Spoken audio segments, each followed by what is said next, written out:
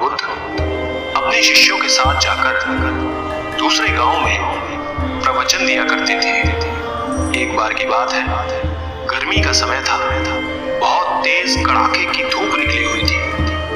महात्मा बुद्ध और उनके शिष्य किसी गांव में प्रवचन देने जा रहे थे।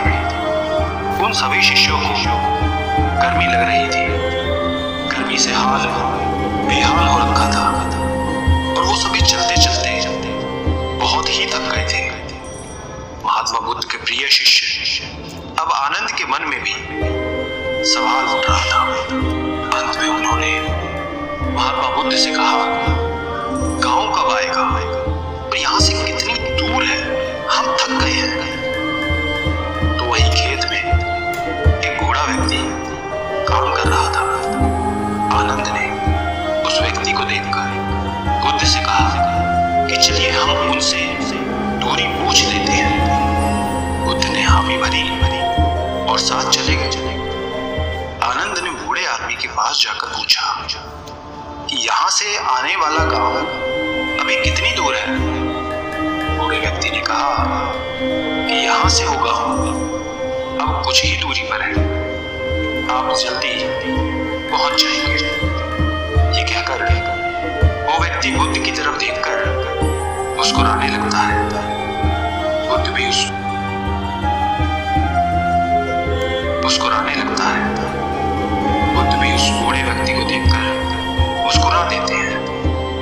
आनंद को ये समझ नहीं आया कि वो लोग क्यों मुस्कुरा रहे हैं, इसका कारण क्या है। मैंने भी ऐसी कोई बात नहीं की कि जो ये लोग मुस्कुराएं। आनंद के मन में ये सवाल अभी था ही कि वो लोग आगे निकल गए। आगे जाने के बाद जब फिर से गांव नहीं आया, तब आनंद के मन में फिर से ये सवाल आने लगा कि उस बुजुर्ग द्वारा बताए गए रास्ते के अनुसार अभी गांव आया नहीं।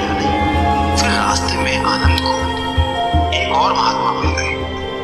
आनंद ने उन महात्मा से फिर वही सवाल पूछा कि आगे आने वाला गांव और कितना दूर है। महात्मा ने कहा कि ज्यादा दूर नहीं है, बस 2-4 किलोमीटर। ये सुनकर आनंद ने मन ही मन सोचा कि अब तो पहुंच ही जाएंगे, पास में ही है। और फिर तभी दोबारा से महात्मा बुद्ध रास्ते में मिले। महात्मा को देख थोड़ा सा मुस्कुरा देते हैं और महात्मा भी गौतम बुद्ध को देखकर थोड़ा मुस्कुराने लगे। और फिर से एक बार आनंद के दिमाग में वही सवाल उठने लगता है कि आखिर दोनों के आपस में मुस्कुराने का कारण क्या है। परंतु वो लोग आगे बढ़ने लगे। काफी आगे बढ़ने के बाद गांव नहीं आता है। अब आनंद ने एक बूढ़ी माता से फिर पूछा कि गांव कितनी दूर है। बूढ़ी माता ने कहा कि बस कुछ कदम दूरी शेष है, आप गांव पहुंच ही गए।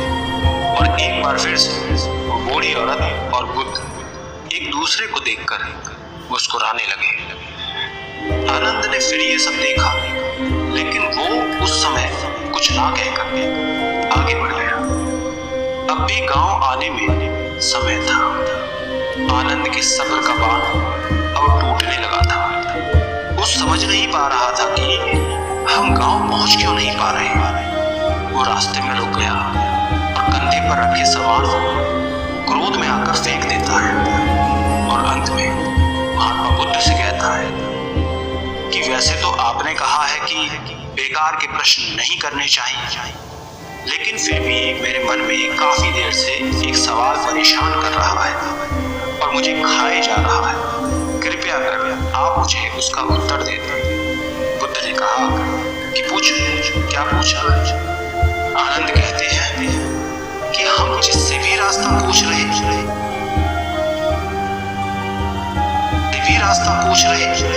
वो हमें बस थोड़ी दूर कहकर आगे बढ़ाए जा रहा है।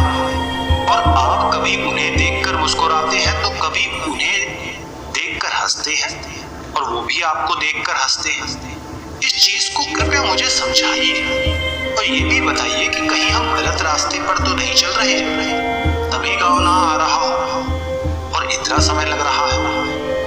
बुद्ध आनंद की बात सुनकर कहते हैं कि आनंद, हम बिल्कुल सही रास्ते पे जा रहे हैं और जिस रास्ते से हम गांव जा रहे हैं वहां के लोग मुझे जानते हैं, क्योंकि मैं पहले भी इस गांव में जा चुका हूं और मुझे इस राह की दूरी भी पता है और यहाँ के लोग भी ये बात जानते हैं और इसलिए वो लोग फिर से मुझे जाते देखकर पहचान कर मुस्कुरा रहे हैं। और जिस तरह हम लोगों को उनके लक्ष्य प्राप्ति के लिए उन्हें उपदेश देते हैं और उन्हें अपने जीवन के पथ पर सफलता हेतु निरंतर चलने को प्रेरित करते हैं, ठीक बिल्कुल उसी तरह राह में मिले हर एक व्यक्ति हमें हमारे कार्य पथ, हमारे मंजिल की ओर निरंतर बढ़ते रहने का उपदेश और राह देते जा रहे हैं,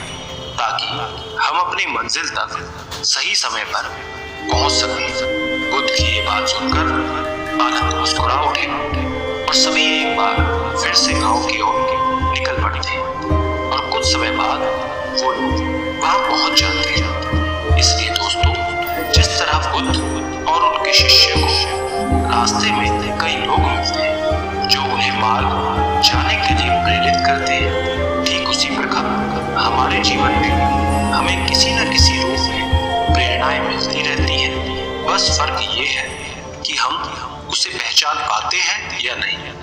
हमेशा याद रखें दोस्तों, जीवन में आगे बढ़ने के लिए अवसर हर किसी को मिलता है। ये हमारे ऊपर है कि हमें उस अवसर को पहचान कर आगे बढ़ना है और हाथ आए मौके को हाथ से जाने नहीं देना है और साथ ही हमेशा अपनी मंजिल के प्रति धैर्य बनाकर रखें। बेशक उसे मिलने में समय लगे, कठिनाई का सामना करना पड़े, लेकिन एक ना एक वो मंजिल जरूर मिलेगी और जब हम उसे प्राप्त कर लेंगे तो सभी मार्ग से मिली कठिनाई को भूल जाएंगे और उस जीत की खुशी को महसूस करेंगे। इसलिए धैर्य और शांति बनाए रखें। ये सफलता की सबसे महत्वपूर्ण और बड़ी कुंजी है।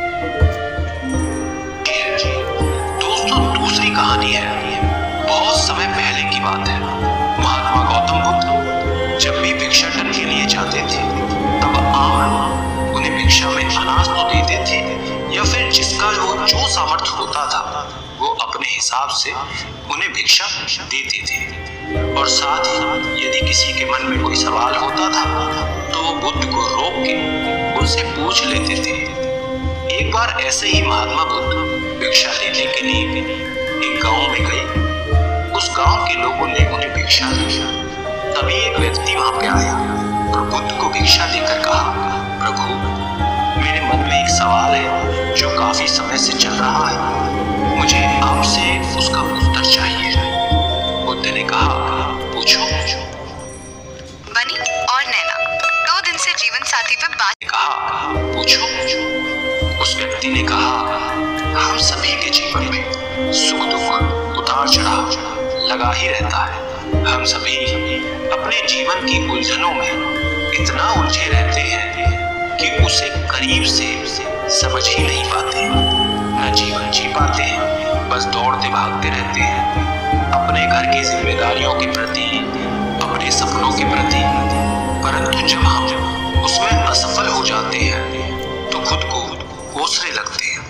हमें ये जीवन व्यर्थ लगने लगता है। हम लोगों की बातों में आ जाते हैं।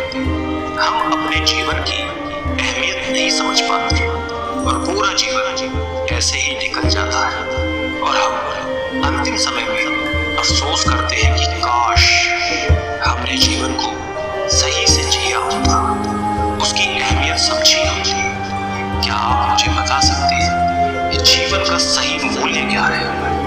बुद्ध ने उस व्यक्ति की बात सुनी और उसे अपने पास से एक चमकीला पत्थर दिया और कहा कि जाओ और इस पत्थर का मूल्य पता करो, लेकिन ध्यान रहे तुम्हें इसे बेचना नहीं है, बस मूल्य पता करना है। उस व्यक्ति ने बुद्ध से पत्थर लिया और बाजार की तरफ निकल गया। सबसे पहले वो एक फल वाले के पास गया। दाम बेच रहा था। उसने वो पत्थर उस फल वाले को दिखाया और कहा कि तुम इसका क्या मूल्य दोगे। फल वाले ने चमकीला पत्थर देखा और वो उसे पसंद आ गया।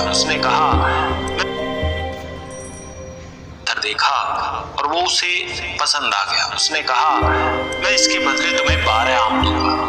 ये सुन व्यक्ति आगे निकल गया और इस बार एक सब्जी के ठेले के पास गया और उसे चमकीला पत्थर दिखाकर उसकी कीमत पूछी। सब्जी वाले ने उसे देखा, कहा ये तो बेहद शानदार पत्थर है, मैं इसके बदले तुम्हें 1 बोरी आलू दूंगा, तुम मुझे पत्थर दे दो।